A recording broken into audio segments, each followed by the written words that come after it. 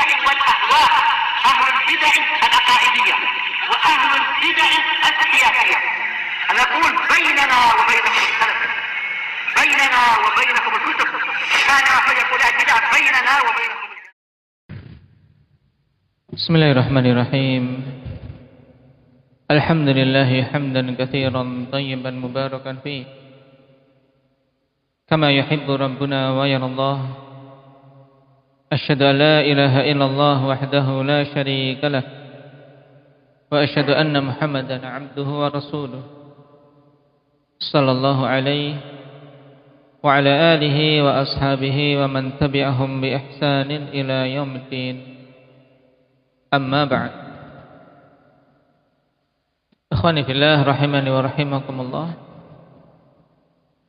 Kemarin kita membahas tentang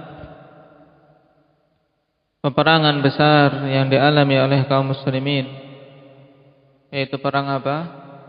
Abdullah Shaghir, perang Mu'tah. Kapan terjadinya?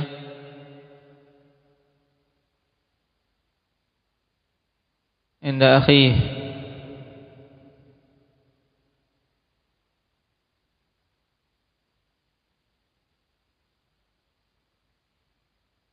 Pada tahun keberapa? Pada tahun ke-8 Hijriyah di bulan apa? Jumadil Awal. Kaum muslimin melawan siapa pada perang ini?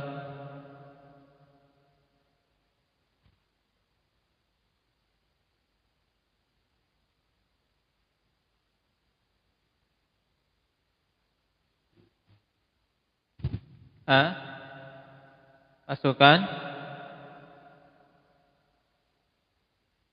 Romawi yang dipimpin oleh Herakl. Dan jumlahnya berapa?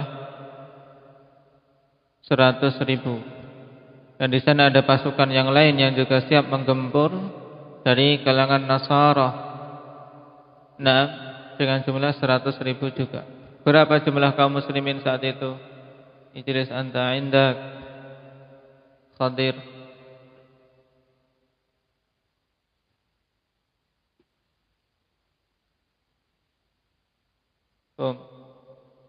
Berapa jumlah kaum muslimin? 300. 3.000. Nah, 3.000. Yang pertama kali memimpin siapa?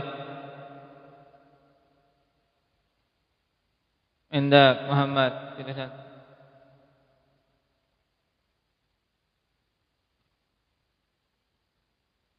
Zaid bin Harithah.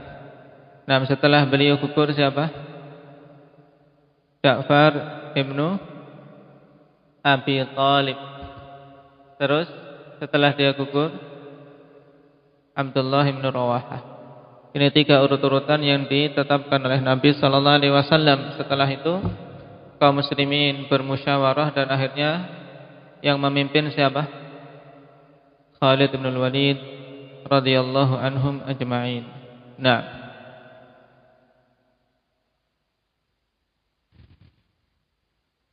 sekarang kita masuk pada poin berikutnya.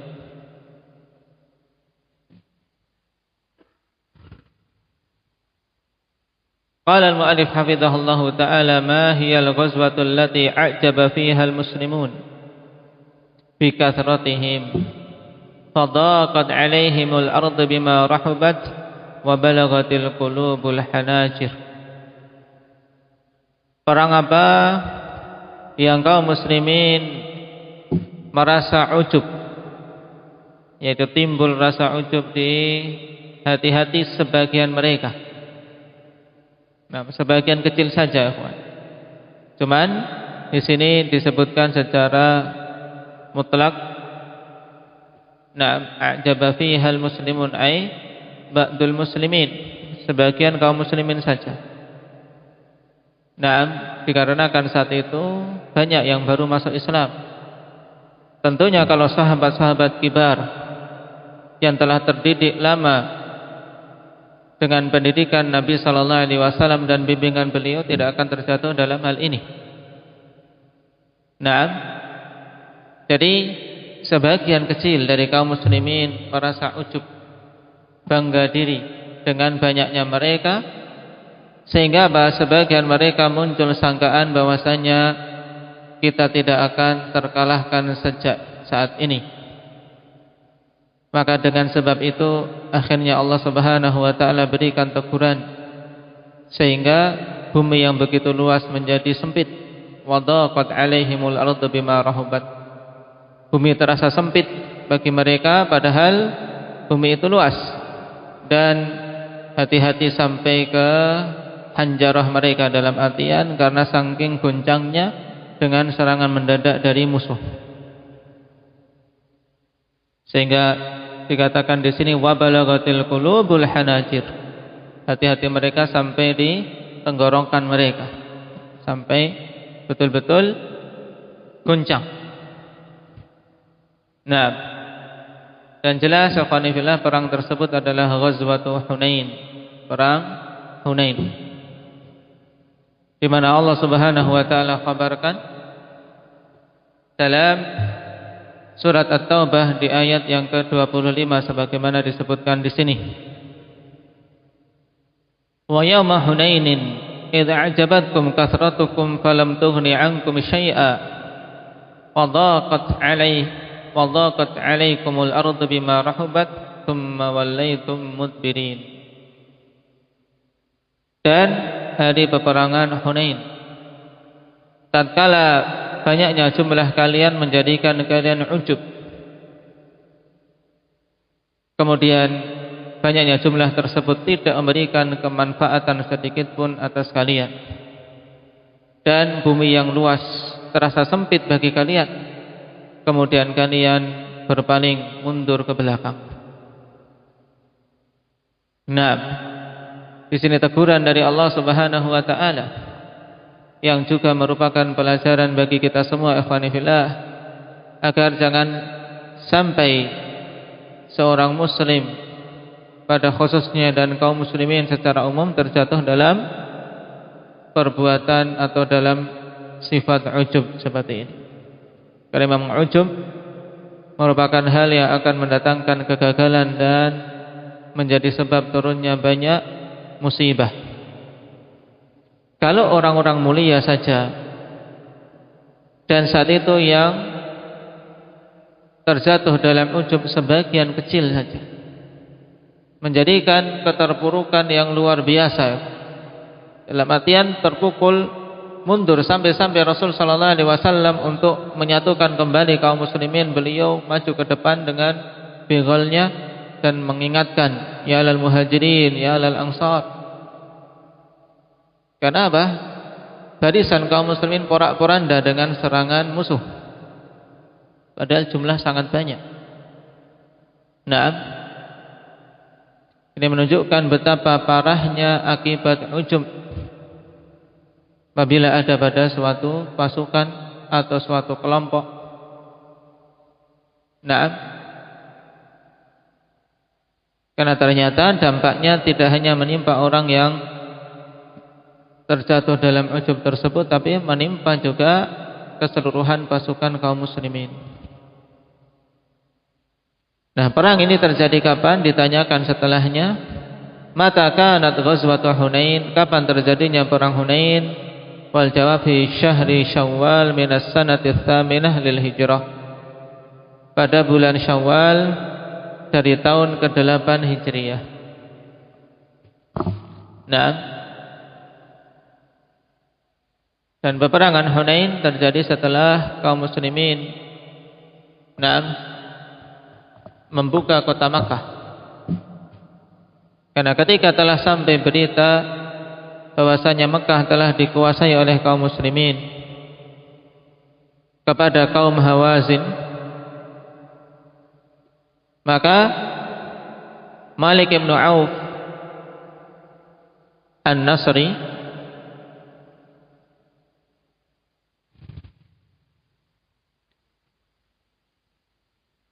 mengumpulkan kaum Hawazin dan berkumpul juga dengannya Thaqif dan kaumnya Banu Nasr bin Muawiyah dan Banu Jusham serta Banu Sa'ad bin Bakar dan yang lainnya, ikhwan. Nah, mereka kumpulkan juga dikerahkan bersama mereka para wanita dan binatang-binatang ikut dibawa dengan alasan agar jangan sampai lari nanti ketika mereka berhadapan dengan kaum muslimin. Karena saat itu kaum Hawazin masih di atas kekufurannya. Baik. Walaupun nantinya Malik bin Auf ini, ikhwan, masuk Islam setelah peperangan Taif.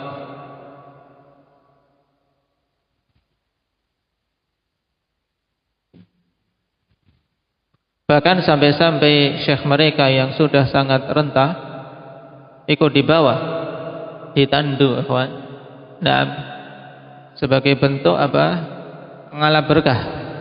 Ya, karena mencari pemikirannya yang matang, walaupun sudah tidak mampu berperang tapi masih memiliki pemikiran dan mereka meminta saran-saran kepadanya.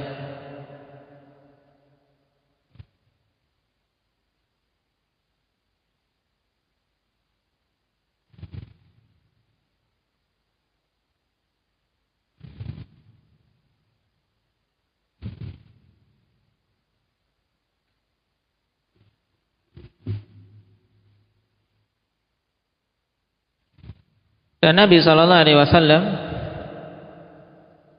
kemudian mengutus Abdullah ibnu Abi Hadrat al-Aslami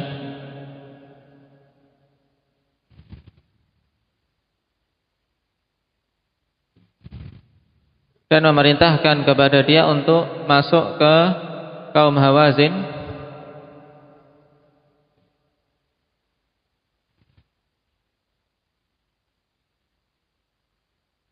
sehingga dia tinggal di tengah-tengah mereka selama sehari atau 2 hari. Kemudian datang kepada Rasul sallallahu alaihi wasallam dan menyampaikan kabar. Diperintahkan untuk menyusup. Baru setelah itu Nabi sallallahu alaihi wasallam bersiap-siap untuk untuk memerangi kaum Hawazin tersebut. Nah, dalam kisah inilah akhwani fillah atau peperangan Hawazin, peperangan Hunain ini Nabi sallallahu alaihi wasallam meminjam dari Safwan ibnu Umayyah beberapa baju besi. Nah, yang menjadi dalil ikhwani fillah diperbolehkannya menerima bantuan dari orang-orang kufar. Karena saat itu Safwan ibnu Umayyah masih dalam kondisi kafir. Bantuan persenjataan atau yang lainnya. Nabi meminjam saja. Maka Nabi sallallahu alaihi wasallam ketika ditanya, "Aghasbun ya Muhammad, apakah perampasan ini?" Yaitu dirampas miliknya, karena saat itu Safwan bin Umayyah masih kafir, tapi tunduk pada kekuasaan kaum muslimin setelah dikuasainya Mekah. Makanya dia bertanya, "Aghasbun ya Muhammad, apakah ini perampasan wahai Muhammad?"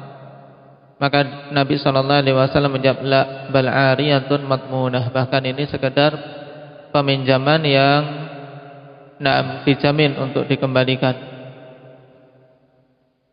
Bahkan Nabi sallallahu alaihi wasallam juga berhutang darinya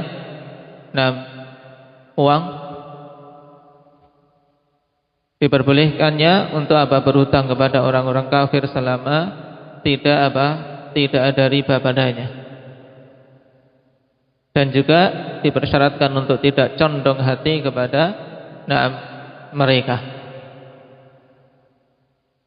Nah, Nabi sallallahu alaihi wasallam kemudian berangkat dari Mekah bersama dengan 10.000 pasukan yang bersama beliau dalam Fathu Mekah. Kemudian ditambah dengan 2.000 dari Tulaqa Makkah.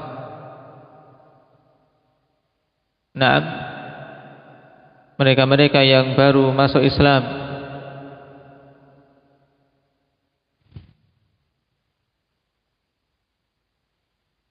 Berarti jumlah keseluruhan berapa, Nabil?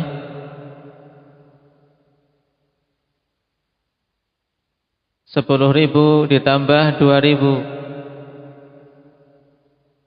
12.000 pasukan, sehingga karena jumlahnya tersebut muncul pada sebagian kaum muslimin bahwasanya tidak akan terkalahkan lagi.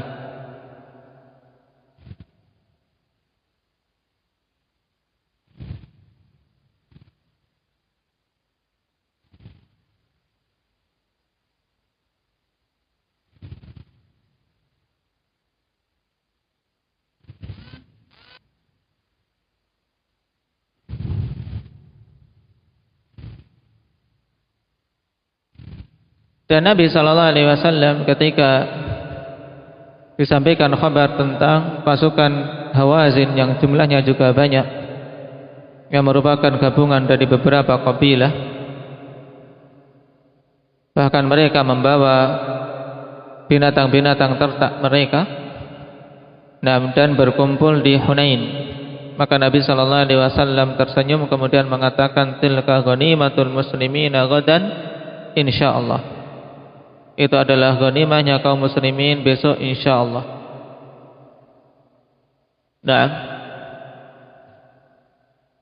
Dan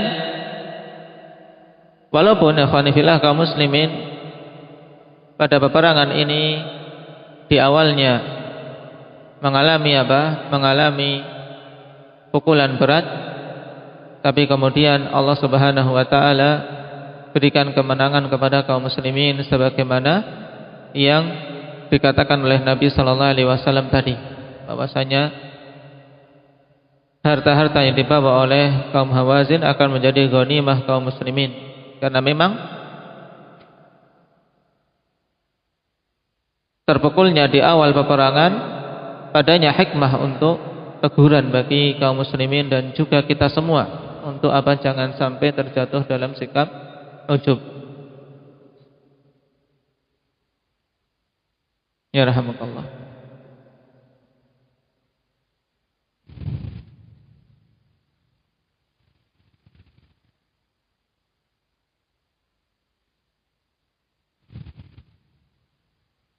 Tentang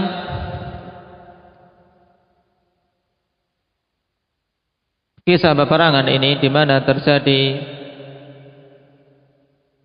kekacauan di awal perang, ikhwan, karena kaum muslimin banyak yang lari saat itu, dikisahkan oleh Jabir bin Abdullah radhiyallahu anhu. Beliau mengatakan, lamma istaqbalna wadi Hunain qala in hadarna fi wadin min awdiyati Tihamah. Ya, setelah sampai di wadi Hunain, ikhwan, mereka kemudian menata pasukan di Wadi Tihamah. Cuman sayang, waqad kana al-qaum kama nulana fi sya'abah wa fi ajnabihi wa madayiqihi qad jama'u wa tahayya'u wa a'addu. Naam, fa wallah ma ra'ina wa nahnu munhattuna illal kataib. Jadi ternyata kaum Hawazin mereka sudah bersembunyi ya di 6 celah-celah yang ada, kemudian di 6 tempat-tempat yang tersembunyi. Nah, inilah sebab yang menjadikan menjadikan awal peperangan kaum muslimin terpukul, ikhwan. Baik. Karena kemudian diserang secara tiba-tiba dengan panah-panah kaum Hawazin, wan hazama unasun raji'in fastamarru la yalwi ahadun minhum ala ahad.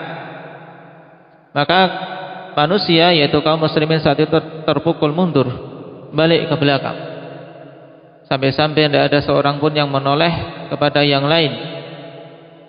Wan haza Rasulullah sallallahu alaihi wasallam dhatal yamin qala ilayya ayyuhan nas halumma ilayya ana Rasulullah ana Muhammad ibn Abdullah qala fala syai'. Nabi sallallahu alaihi wasallam kemudian memanggil mereka, mari ke sini wahai manusia, ke sini wahai manusia, aku Rasulullah, aku Muhammad ibn Abdullah. Dan Rasulullah sallallahu alaihi wasallam tetap kokoh, tidak lari sama sekali. Karena telah kita lewati, beliau orang yang paling pemberani Dan saat itu bersama beliau sederetan sahabat-sahabat kibar seperti Abu Bakar, Umar, Ali dan Abbas.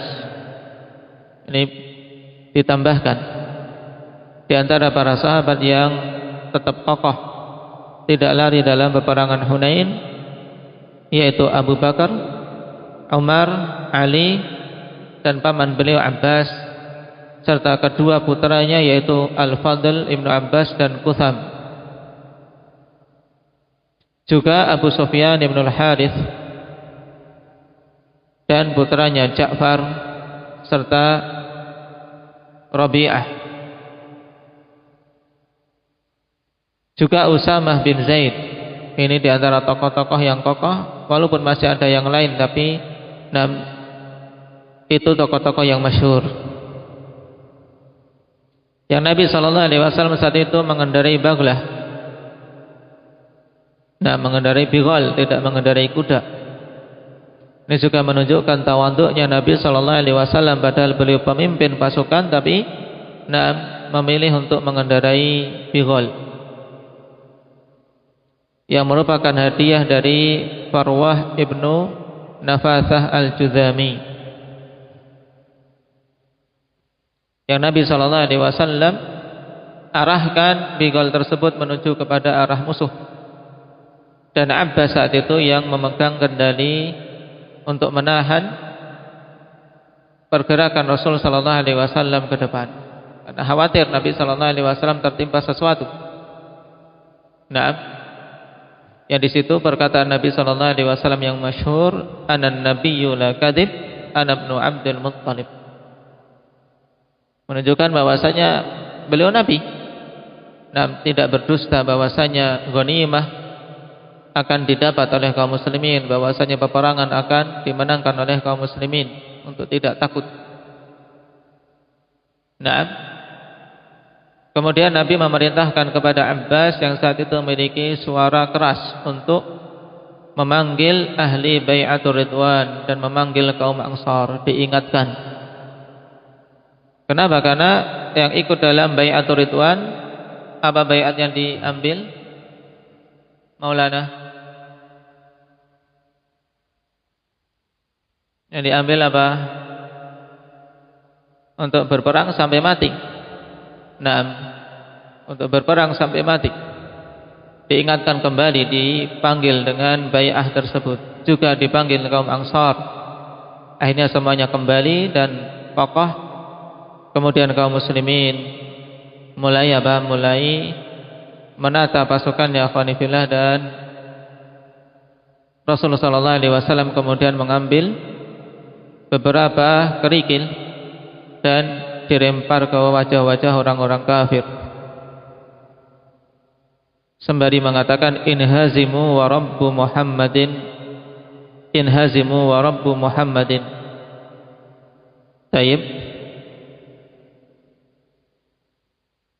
yaitu kalahlah kalian. Kalahlah kalian, dan Rabb Muhammad dialah yang akan memberikan pertolongan.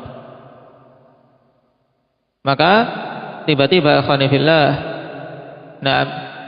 peperangan pun berubah. Taib, dikatakan oleh Al-Abbas bin Abdul Muttalib radhiyallahu anhu, fa idzal qitalu ala hayati fi ma ara, qala fa wallah ma huwa illa anna ramahum bihasayatihi, fama ziltu ara haddahum kalilan wa amrahum mudbira. Kemudian apa? Segera serangan mereka yang tajam kemudian menjadi tumpul, dan mereka pun terpukul mundur, yaitu kaum Hawazin. Mudah bagi Allah Subhanahu wa taala untuk memenangkan kaum muslimin. Nabi sallallahu alaihi wasallam hanya dengan melempar hasayat, kerikil-kerikil kecil atau pasir, dilempar ke arah musuh, kemudian mereka pun terpukul mundur.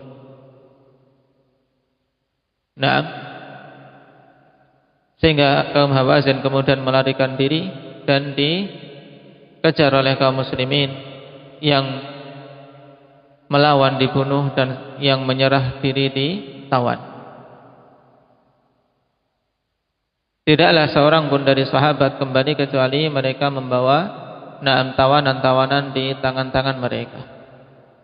Sehingga keadaannya sebagaimana diberitakan Nabi sallallahu alaihi wasallam, ghanimah betul-betul didapat oleh kaum muslimin. Ini tentang perang Hunain, ikhwan. Walaupun di awalnya mereka mendapatkan teguran dari Allah, tapi tatkala kembali kepada Rasul sallallahu alaihi wasallam, Allah menangkan mereka. Nah,